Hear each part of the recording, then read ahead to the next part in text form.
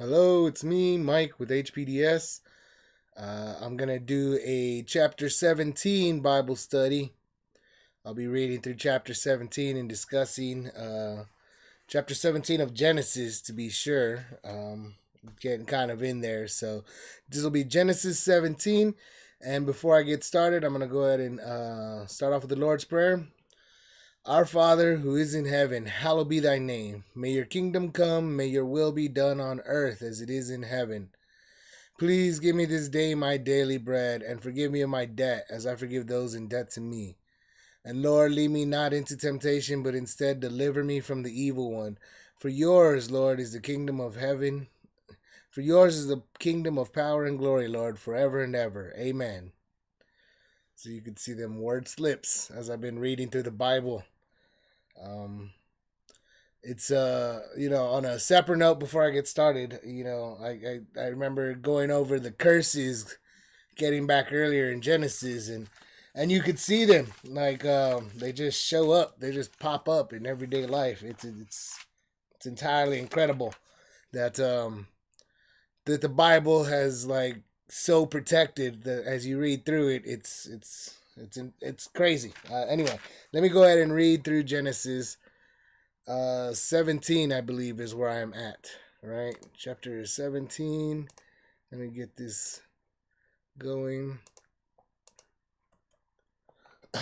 So, and when Abram was 90 years old and 9, the Lord appeared to Abram and said unto him, I am the Almighty God. Walk before me and be thou perfect. And I will make my covenant between me and thee, and will multiply thee exceedingly. And Abram fell on his face, and God talked with him, saying, As for me, behold, my covenant is with thee, and thou shalt be a father of many nations.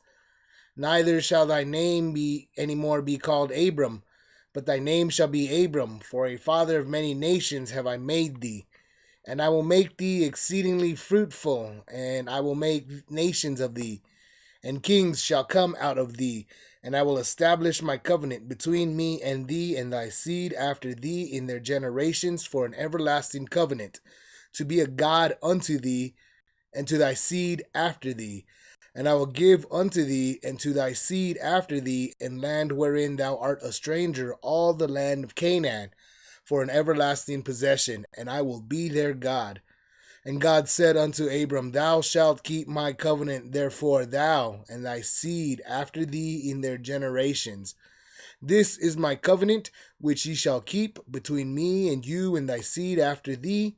Every man child among you shall be circumcised, and ye shall circumcise the flesh of your foreskin, that it may be a token of the covenant betwixt me and you. And he that is 8 days old shall be circumcised among you, every man child in your generations, he that is born in the house, or bought with money of any stranger, which is not of thy seed. He that is born in thy house, and he that is bought with thy money, must needs be circumcised. And my covenant shall be in your flesh for an everlasting covenant. And the uncircumcised man child, whose flesh of his foreskin is not circumcised, that soul shall be cut off from his people. He hath broken my covenant. And God said unto Abram, As for Sarai, thy wife, thou shalt not call her name Sarai, but Sarah shall her name be. And I will bless her, and give thee a son also of her. Yea, I will bless her, and she shall be a mother of nations. Kings of people shall be of her. Then Abraham fell upon his face and laughed, and said in his heart, Shall a child be born unto him that is 100 years old? And shall Sarah that is 90 years old bear? And Abraham said unto God, Oh, that Ishmael might live before thee. And God said, Sarah thy wife shall bear thee a son indeed, and thou shalt call his name Isaac, and I will establish my covenant with him for an everlasting covenant, and with his seed after him. And as for Ishmael, I have heard thee. Behold, I have blessed him, and will make him fruitful, and will multiply him exceedingly. 12 princes shall he beget, and I will make him a great nation. But my covenant will I establish with Isaac, which Sarah shall bear unto thee at this set time in the next year. And he left off talking with him, and God went up from Abraham. And Abraham took Ishmael his son, and all that were born in his house, and all that were bought with his money, every male among the men of Abraham's house, and circumcised the flesh of their foreskin in the selfsame day, as God had said unto him. And Abraham was 90 years old and 9 when he was circumcised in the flesh of his foreskin. And Ishmael, his son, was 13 years old when he was circumcised in the flesh of his foreskin. In the selfsame day was Abraham circumcised, and Ishmael his son, and all the men of his house, born in the house and bought with money of the stranger, were circumcised with him. All right. So that's pretty. I find these stories. I mean, they're quite incredible. Honestly, what's going on here is there's a lot of stuff going on here. So, like I said, this was chapter 17. So he's 90 years old. He's 99 this time around. Last chapter he was 86 years old. We heard about Ishmael. So Ishmael's he's growing up, but she did come back. Hagar did come back, and so she is, and Ishmael is growing up with Abraham, and yeah. So let's see what happens. So Abram starts off with Abram. His name is still Abram, but then by the end of this chapter, him and his wife have had their names changed, and they're now. Let's see. There it is in verse 5. Neither shall thy name any more be called Abram, but thy name shall be Abraham. So for a father of many nations, something like that. So I got to take a look, but let's open it up so I can show you. So we get back in it. So, yeah, let me go ahead and talk about it. God renews his covenant with Abram. Sarah's name changed and she's blessed. Abraham and Ishmael are circumcised. And then we see a little bit of understanding of what the circumcision is. It's a token of the covenant. And everybody that is 8 days old. So, and if when the child are born, they have 8 days. And on the 8th day, they're to be circumcised. And this is going to be about the males. And then this is also, you realize this is another appearance of God. So this is an appearance of God, and like I've been talking about it in the previous sessions. Like I said, remember the pattern. First, God calls to Abram from a distance. Abram hears the voice. He comes. He sees God, builds an altar. He moves a little way away. He builds an altar, and then he calls on God. So he sees God, and he calls on God. So then he learns about praying. That's kind of like praying. And then he leaves to Egypt. They come back from Egypt. The invasion from Babylon come, and so he's got to go save Lot. When he saves Lot, on his way back, he runs into Melchizedek. Melchizedek blesses him, and he proves himself to be the king of righteousness and the king of peace. So he's some sort of an angel of God. So you got to recognize him for his authority and what he is. And Abraham himself pays tithes to Melchizedek. So Melchizedek's important. And remember, this is in a time when Shem was still alive. There was still a 900-year-old guy running around, an 900-year-old guy, something like that. And Abram was only not even 100 years old. So that's the case. And now then when he leaves Melchizedek, he gets another vision. Remember, he gets a vision, and he gets he hears a voice. No, it's a vision, and then he hears the darkness. But and then God makes a little covenant while Abraham sleeps. But now here's another appearance. So 13 years after the last vision, the last time God was seen, was when when the Lord walked upon and he came across Hagar, that was the last time the Lord's been noticed. Now it's 13 years later. God, Abraham and them have been living just as they do. And here's an appearance. So you have to understand how important these appearances are. This is an appearance. And look at, he says, I am the Almighty God. So God makes his appearance. And once again, this could have been perhaps Melchizedek. This would have been Melchizedek. And remember, Melchizedek isn't a normal man. He's like a son of, he's like a son of God. So he's an angel. So he would be, probably able to do whatever he wanted, whatever God allowed him to do, this guy could do. So that's why when Abraham, now we'll call him Abraham now. His name is Abram. We've been calling him Abram. I'm going to go ahead and start changing his name. His name was Abraham. We know now his name was Abraham. So if it's a little confusing, it'll fit into place. I may use Abram, but I am going to try to call him Abraham from now on. But Abraham hears the voice and he tells him, "Oh, I'm going to give you the whole land." And he goes, "Oh, how are you going to let me know? Give me a sign to know that I'll inherit the land." And so God tells him to make the sacrifice. And so he makes that sacrifice. Remember, he cuts all the animals in half, and he's thinking that maybe Melchizedek's going to show up to him. So this is around, Genesis 15 or so? Melchizedek, he's expecting Melchizedek perhaps. He's expecting an appearance back then. But what ends up happening is that he falls asleep, and that's when he has the dream from the horror, a horrible darkness comes upon him while he's sleeping.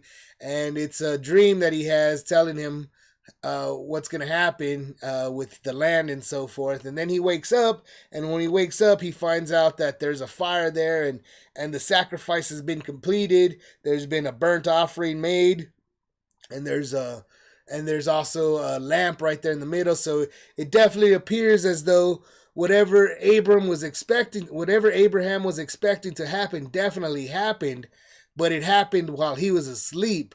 And God took it, and God did it himself. And whatever God did there, Abraham was asleep when they did it. And so that's what it ended up. That's the case here. And so now, and then the next time he was seen was by Hagar. Hagar sees him, and she thinks, "Wow, I wasn't even looking for you, and you came after me, God." That's what and so she learns to pray. So that's something that we all need to recognize too, because this is teaching us, because Abraham was he was chosen. And of course, if we're chosen, we're chosen in a different time, in a different era. But part of our story would be knowing about Abraham, knowing about Hagar, knowing that she prayed. She wasn't even looking for God. God found her, and she learned to pray after that. So now she was also calling upon the name of the Lord. So she was just, not even really she was a servant girl is what she was. She was just a servant girl.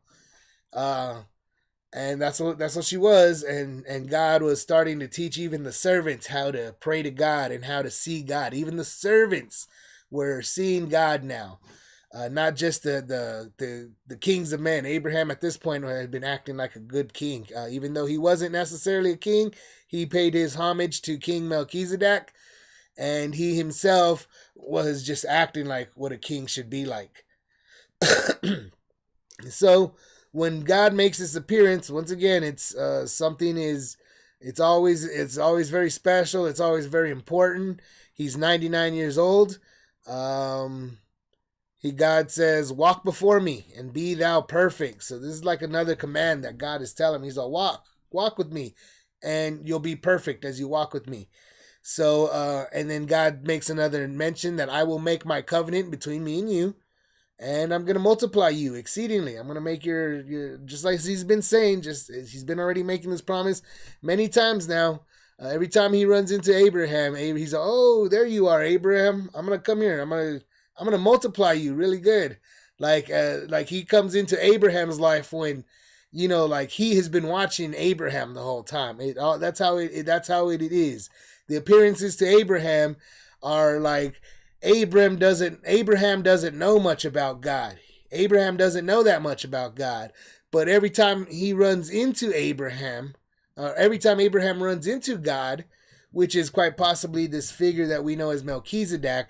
Melchizedek, though, however, is like basically God at the time. He's like the mediator before Jesus Christ. So before Jesus Christ is put into the a human body, he's in this son. He's an angelic person. He's an angel right here, and so forth. And obviously that's where we're learning about how God is, and we're learning about how, I mean, this is what God was revealing Himself to Abraham. Keep in mind, and so this guy that he's seeing is basically Melchizedek, but Melchizedek was not like a normal human. He probably looked young, or he looked different, or he probably had all kind, whatever it was that maybe sometimes he could have been a man of light. He could have looked like a ghost. Maybe he could have looked like, however, doesn't really talk about how he looked. He isn't too concerned about how he looked, but Abraham definitely knew that every time he ran into him,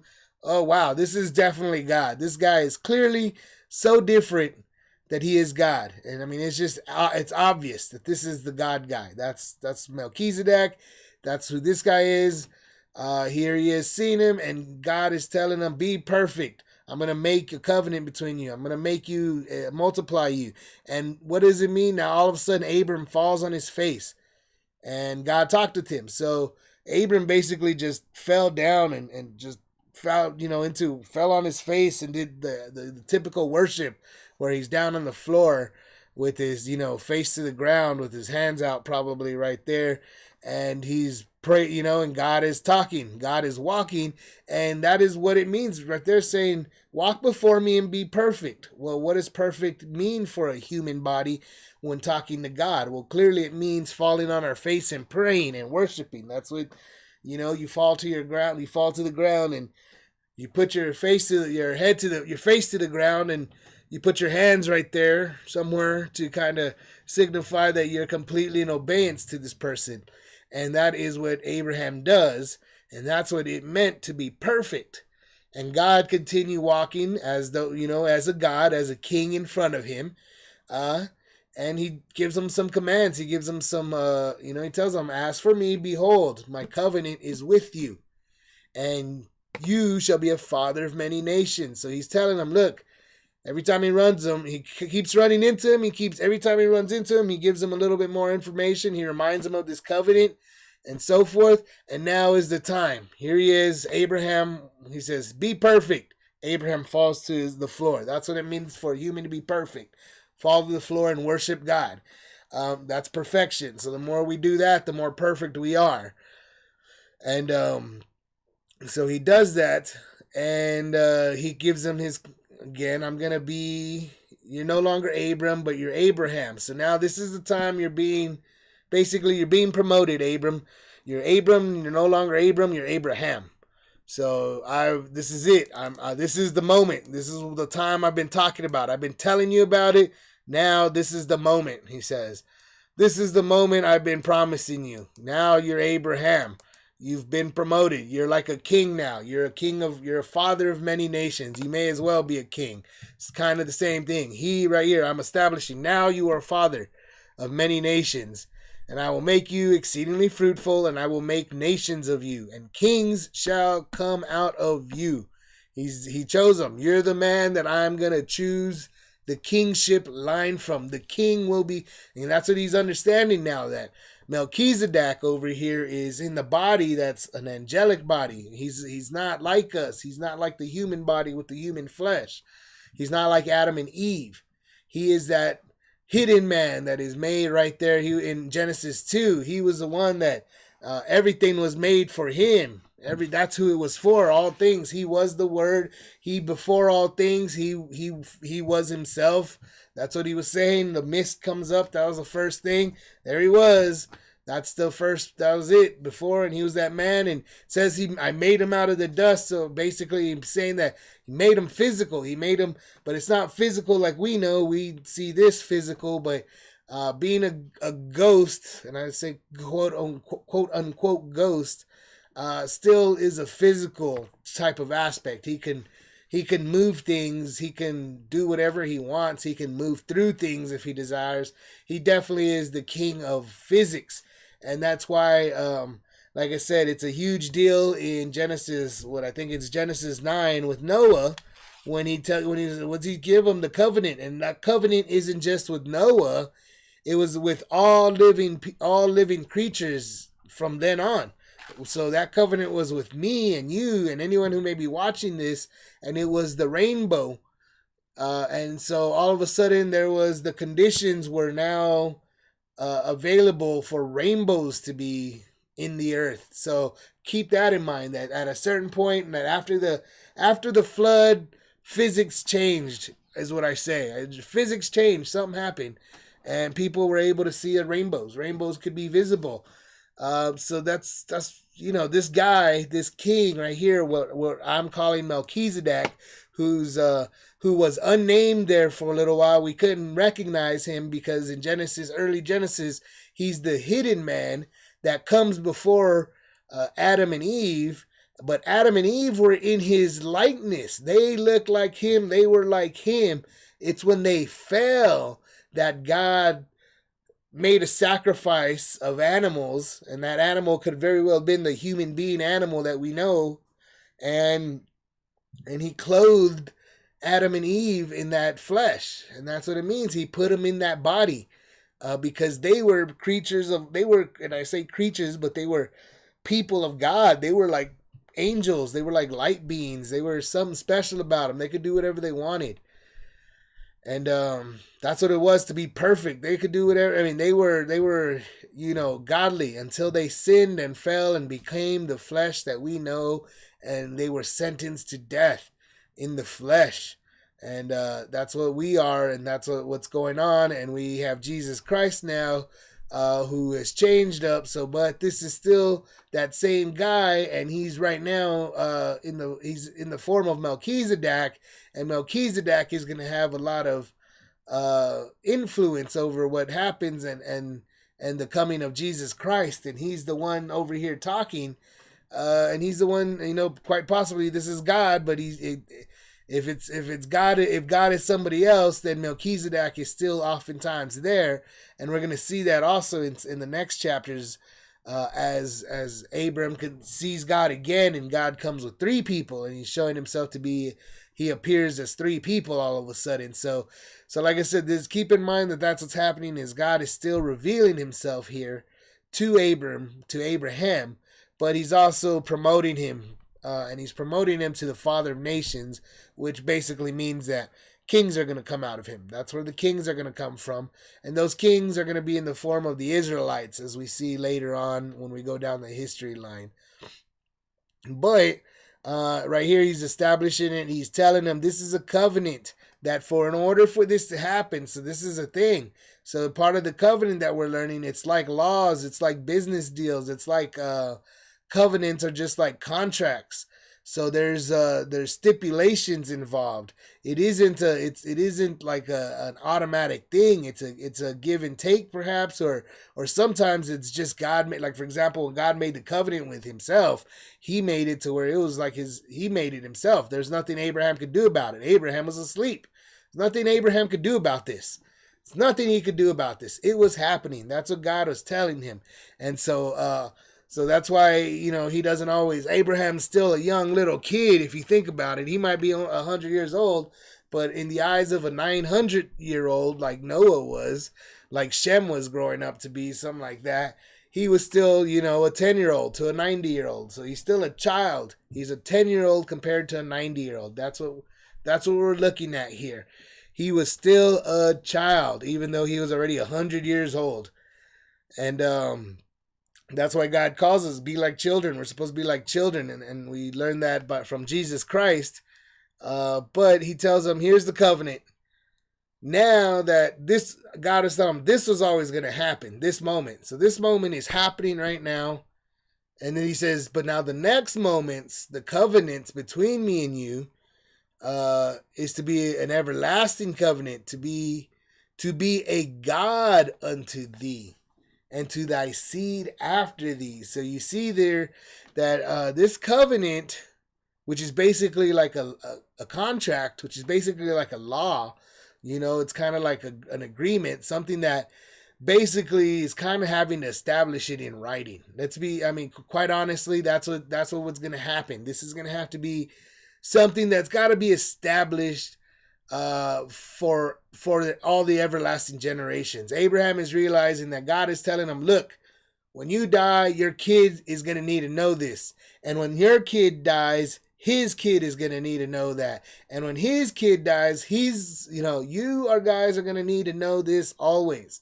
You got to keep this down. You got to write it. You got to tell it. There's something that they're going to have to do. Abraham is seeing the importance because Abraham himself is understanding, you know what? People aren't all the same. He recognized that the kings of Sodom and Gomorrah weren't, they weren't the greatest people. He realized, they weren't the greatest warriors. They weren't, they were wicked. They didn't really, they were trying to, act like gods. They were, it was real crazy. Abraham could notice that people weren't made the same. People weren't all the same. And so he recognized that, I'm going to die is what Abraham understood. Like, I'm still going to die as far as I know. That's why this is, when I die, then there's no telling what my kids will be like and what my children's children will be like. Who knows what the children down the line will act like? And he probably already understood this and he recognized this because he himself probably understood how different he was from his own parents and from the people that he had seen. Not just, like I said, along the way coming up from the Chaldees, not just, never mind, in the land of Canaan. He also came up, growing up, coming out through those Babylonians, coming up there, coming up through Haran. Who knows what those kinds of people were like. And then on top of that, he lived among the Egyptians. Also very well known to be, they were, taking harems of women, of just random visitors that showed up. They were taking them. That's what Abraham and Sarah had to deal with. But nonetheless, that's what had to happen. They were going to have to, everybody was going to have to, from now on, I'm going to give them the seed. I'm going to give them the land of Canaan for an everlasting possession. Let's see. And God said unto Abraham, thou shalt keep my covenant, but therefore thou and thy seed after thee in their generations. And this is my covenant. Every man child among you shall be circumcised. So he's telling them, I'm going to give you the land, but what you got to do is you got to all be circumcised, and everybody that's 8 days on shall be circumcised, all the males, every man child. And ye shall circumcise the flesh of your foreskin, and it shall be a token of the covenant between me and you. So he's doing something very intimate here, something very, he's basically like treating, and this is, I'm just going to say it the way I'm going to say it. So, he's like treating Abraham like an animal. Let's be real. He says, you know what? Go ahead and cut the flesh off of your foreskin. This is how sacred this is. Go ahead, and you realize as a human being, understand this. He's telling him, Abraham, this is in order to be perfect. You're gonna be perfect. You're gonna be like me someday. Is what your people will be a great king of nations, and they're gonna be great kings. So he's showing him the absolute severity of this issue. Abraham is, this isn't just something that's just a little thing. This is, God before him telling him, from you will be kings, the king. He's promising them Jesus Christ. Ultimately, that's what we're learning, that he's telling them about. He's telling them about Jesus Christ. He's telling them, from you in time, there's going to be a king. And not just, but before that, there's going to be even more kings.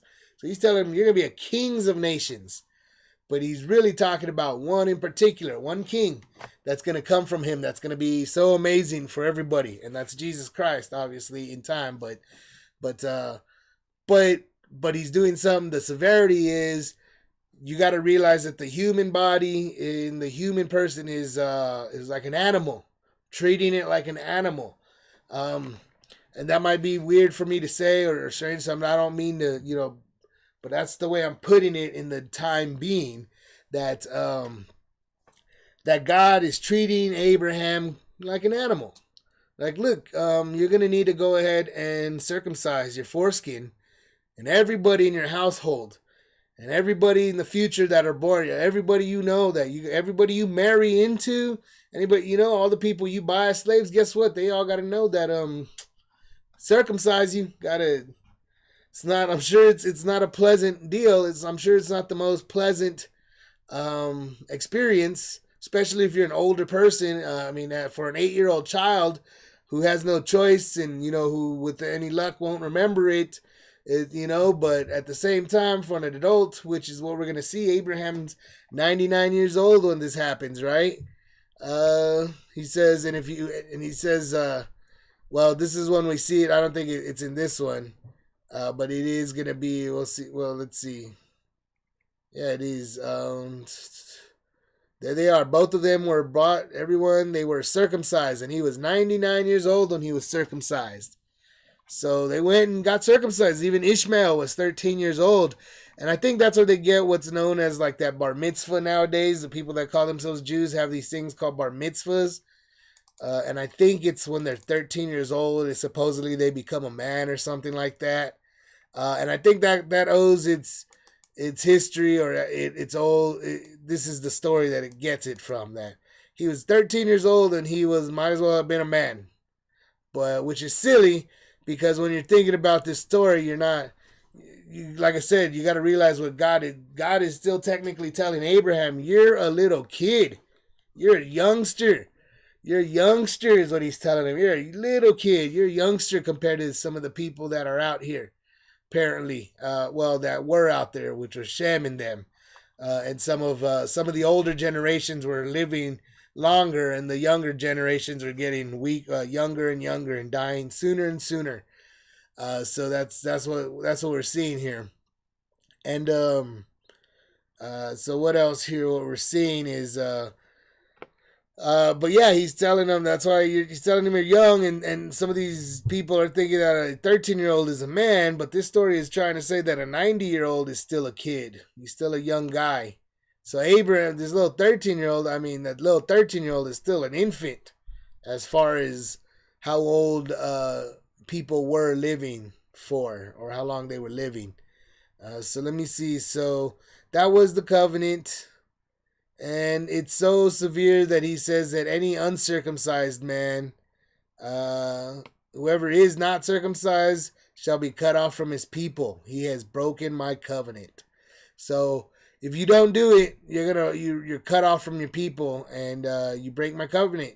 So this is a big deal because Abraham is a rich guy. He's got a bunch of servants.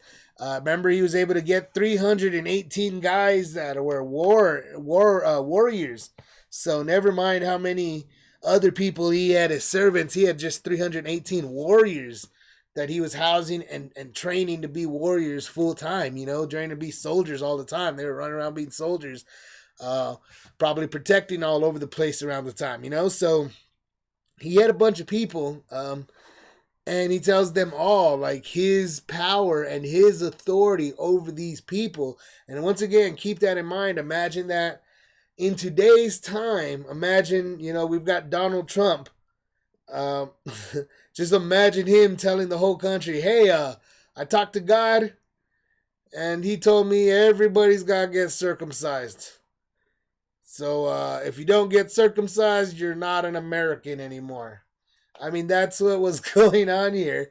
And I don't mean, it's not quite the same way, obviously, but that's what Abraham came out, and like I said, that's why it's a big deal that Hagar, who was a servant, she saw God earlier, 13 years earlier than this, earlier. So Hagar herself probably was promoting the concept of God and who God was, and probably some of the other servants were having their own, God was coming across them too. Who knows? It doesn't really tell us, but chances are that could have been the case. But God is only telling us about Abraham because Abraham is the father of these people right now. So the other people aren't important necessarily just yet. He could have had thousands of people living with him, calling him basically their little king. They did whatever he did. They followed him. They came, all their problems, they came to him. Whenever they needed money, they came to him. Whenever they needed jobs, they came to him. Whenever they needed anything, they came to him. And that's what it was. And that's what was going on apparently by this point. And so he takes them all, and he, all the men, says, "All right, guys, let's go get circumcised." All that day, everybody did it. So that would have been also an incredible feat, even if it was just a couple of thousand people. I mean, who knows how many it really was, but say it was 1,000 men, that would have been, amazing. I mean, how much influence he had, how much influence Abraham would have had in order to do that. That's a huge step, circumcision, especially for the older guys or those people at their age, whatever it was. I'm sure it wasn't comfortable. But more on that, we'll pass that up. And we're getting into the second portion of what's going on here. And God also tells them on top of that, I'm gonna make Sarah. I'm gonna bless her right now. Sarah is she's no longer Sarai, she's Sarah. So just like I'm changing your name, I'm changing your wife's name, Sarah. And she's gonna have a son, and she's also 99 years old. Basically, she's also 100 years old. And so there's something funny about this for whatever reason. This is, like I said, this is kind of getting to that point to where we're seeing that God himself said, "I will not contend with man. They're only going to live 120 years."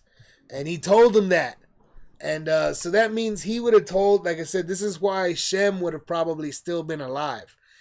God would have told Noah and Ham and Shem and Japheth and them, he would have told them this. He says, "Hey, after all, because Shem lived during the flood. Remember that. He was there on the ark. He was there. He saw everybody in the world die. The whole world and all the animals, except for what they had on that ark. And they knew this to be truthful. They knew this to be a fact. And while they were in that boat, or while in that time, God also told them, "Oh, so also after I do that, humans and all you guys, man, I'm not gonna strive with you anymore. Like you guys are just gonna live 120 years old. That's gonna be old. 120 years old, and by that point, no one will live past 120 years old." God would have told Noah and Ham and Shem and all of them. They would have known about that. And so Shem was still alive in this time. And Shem would have probably also known of this incident, or he would have probably come along this incident. He probably would have heard it himself, or God would have told him, or, Shem probably, it would have been as proof to Shem. God was giving his own proof to Noah, and just like he had cursed Canaan. So they would have been knowing about that curse, and they would have been, the oldest generation would have seen it played out. They would have seen God's word played out. So it would have been proof. God would have proved himself to them. And he was doing it for their benefit so that they could stand as witnesses to God's power and who he is. And so that's what he was doing. And so they saw that. So by this point, Abraham laughs. Like, people are dying at such a young age already that he was old in his mind. I'm 100 years old. So that means he doesn't even know much about Shem. Shem was still on earth somewhere. So he didn't really know too much about Shem, He didn't know about some of those guys that were still living. That's just what the case was. They just started dying earlier and earlier. So even for him, he was old. So he was only that old because apparently he was blessed by God, is what he was thinking too. I'm only 100 years old because God blessed me. I've seen God a few times. And these other guys all die, who knows how old they would die, 50 years old, 30 years old, 20 years old. 70 years old, who knows? They just probably died because there was probably a lot of war going on, probably a lot of hard land to traverse, and on top of that, if they weren't turning to God and they didn't know much about God, I mean, that's just the case. They were supposed to be revering God, and at this point, they probably just didn't know. They weren't keeping track. Shem and them and Noah and them just weren't able to get the job done to keep the young people knowing who God was. And so God was, doing it himself as he in his land and going up and down it physically. Like I said, probably in the form of Melchizedek, and Melchizedek probably had an entire group of people, or a group of angels, as we might call them. Melchizedek could have had an entire group of angels at his disposal right there in Jerusalem. And who knows what it would have looked like, but it would have probably been, it could have been a spiritual kingdom right there. It could have been a physical kingdom. Could have been a little bit of both. But whatever it was, he showed himself out there after Abraham saved Lot. And there was obviously an incident, some sort of a ceremony, some sort of a party, some sort of a gathering, because between kings, and so there was probably a bunch of people there, and that's and then on top of that, when Abraham fell asleep and he thought he was probably expecting Melchizedek, who knows who Melchizedek or God or Lord would have shown up with? It could have been a whole group of people that God was using at the time. It's all his bodies. He could do whatever he wants. It's just Lord of Hosts. That's why he's called Lord of Hosts. But it's showing that these people aren't living to 120 years old anymore. I mean, that's about as old as they're getting. They're getting old. I mean, they're not getting that old anymore. And it's funny to Abraham that, oh man, an old guy's gonna have a baby. That's hilarious. So this is proof that God is introducing early on to not just these people, but to the reader.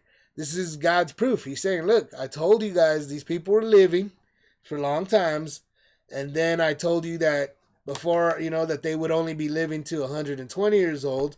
And then when the rightful time came, you'll have Shem and all them, some of those older generations that saw it and witnessed it, that, yeah, we were living hundreds and hundreds of years old. And then we started seeing the children die younger and younger and younger. And I myself outlived Shem. Would have also, like I said, based off of the numbers, it appears as though Shem, who was on the ark during the flood, outlived Abraham, is what the numbers look like they add up to. Well, maybe he didn't, but I might be have my numbers like off by 100 years or so. But I don't know. I'd have to go take a look again. It's not something I'm doing. I'm kind of just rushing through this to get a great example, but that's what I'm saying. That is what happened, and that's what's seen in the Genesis, in previous chapters of Genesis. So that's a fulfillment. That's a prophecy fulfilled. We see it done with Abraham. And that's why it's such a big deal, that God is changing the way everything is. It used to be that y'all lived a long time, that you humans lived a long time. Now you're going to die young, and you're going to have to teach your children in that time how to follow in your proper footsteps, is what it seems like is going on now. So God completely changes how people are living. God is treating them. He's coming in. He's conquering the human race, is what he's doing. So now so after they fell, and Adam and Eve fell, and they became, the bodies and flesh. They basically were running around doing whatever they pleased, and they become like a huge. They scattered. You got to remember, they were given the blessing, which was still upon them. That blessing was to be fruitful and multiply. So they had that blessing going for them, Adam and Eve.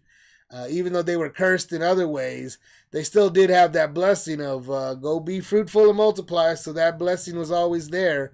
That blessing was all over the world. So humans were all over the world. And then when God kills them all, he still saves them. And he sees that, well, this time around, I'm going to come back and conquer them. And that's what this is going on. So God is coming in and he's conquering them. And how's he conquering them? He's taking one of them, which is Abraham, and he's captivating Abraham. So this, like I said, this is God. This is why this person, God, when he comes out, is, like I said, somewhat, he would be kind of like somebody we would think is probably the Melchizedek. And Melchizedek would have been like an angel, so he would have been able to appear and look and do all kinds of things. it would have not. He could have done whatever he wanted to. No man was capable of contending with him. There's just no way. Humans couldn't do anything against him. Humans were powerless to him, and that's what Abraham realized. And that's who is standing before Abraham. This guy that Abraham is completely defenseless against. There's nothing he can do about this guy. When he told him to be perfect, he fell to his face in worship. That was the ability that Abraham had in front of the God.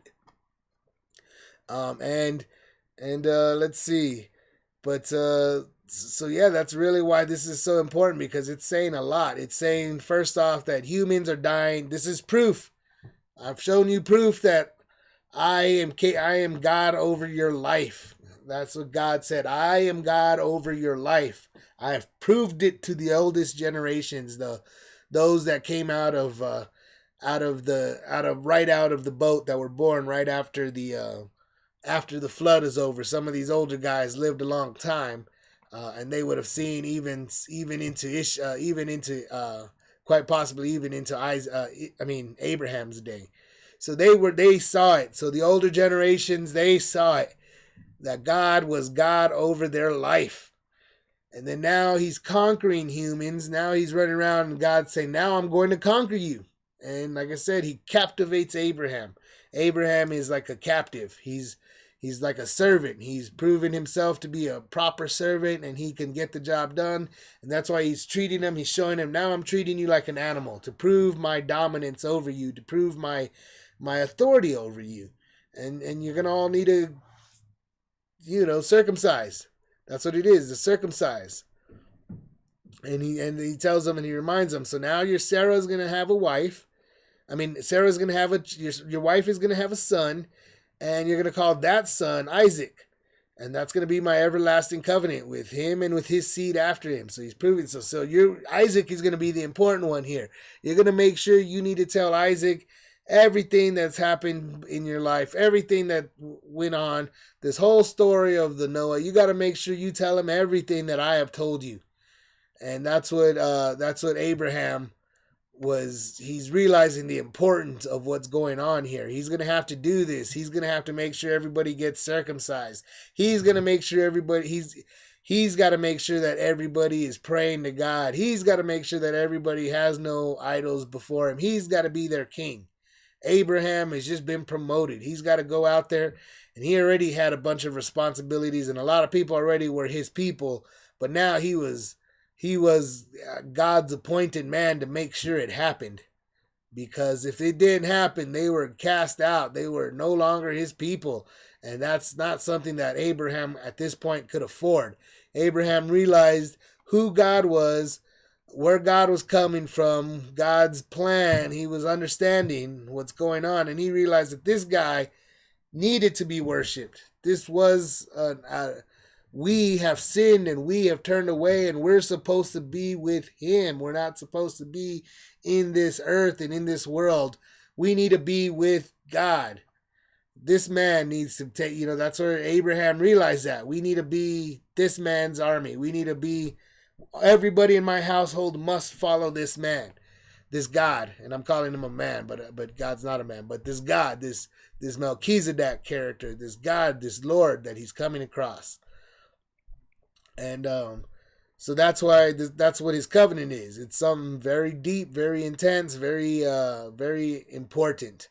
And we thank God for Abraham for having done this, and that it worked out, and God used them, and they become the story, the Israelites. And we know them, and Jesus Christ came from them, and the start of history started with Jesus Christ. And now we can study history, and we keep track of it, and we center it around Jesus Christ. And this was before Jesus Christ, before Christ, BC.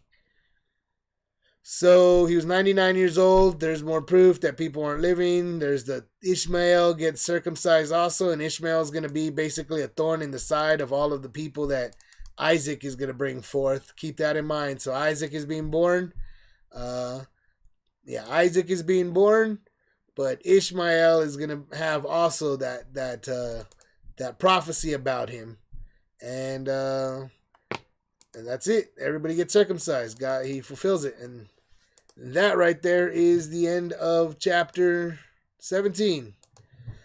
So, lots of stuff going on. And I keep, I'm going over. If you watch, hopefully, if anybody's watching this, just like and subscribe and watch the other videos prior to this that go over the what else is going on, because I mean, this is Genesis, and Genesis paints the portrait and changes everything we know about history, everything we know about the world and the way it works. Because, like I said, the Genesis tells us a completely different alternate reality that what we were taught in, for example, here in the United States in the public education system. We're taught, like I said, that the sun came first, then came the earth. But we know from the Bible that it was earth that came first and the sun that came later. And in fact, plants came before the sun. And there was a time when rainbows weren't possible. There's a time when people lived to 900 years old. Then that's what I'm saying. It presents a completely different reality that we know of. And this reality that we know of, that we're living in, I mean, it's obvious how fake it is when you put it to the test, and when you realize that the world is just trying to, I guess, make money off of us, trying to lead us astray from God, and that we realize that there really are these demons, this so-called, somewhat, I guess you would call them like the line of Cain type people, that are fallen, that Cain, that they're demons, and they're gonna perish when the time comes. God is outright destroying them all. And they've been given a long time to prove themselves worthy, to prove themselves of God. They've had a long time to repent. We're still here on earth repenting. We're still here seeing the effects of devil worship, Satan worship. We see the whole magic is still being employed in our school systems against the youth. The world is a much different place than we were taught. And the Bible right here in Genesis is presenting a much more proper view of what life is like, what earth is like, what humans are like, what is really out there in this world. And there's a reason why their history survived. That's the reason why, because God was with them. God was protecting them. Abraham said it. Abraham saw it. And he's witness to it, and he's God is the God of the living, not the dead. And so Abraham too is the living man, just like Jesus Christ is the living man, still to this day. So I'll go ahead and end this with God bless you to anyone who may be watching. Like I said, like and subscribe, and I pray that we all bless Jesus Christ, and may Jesus Christ bless all of us. Amen.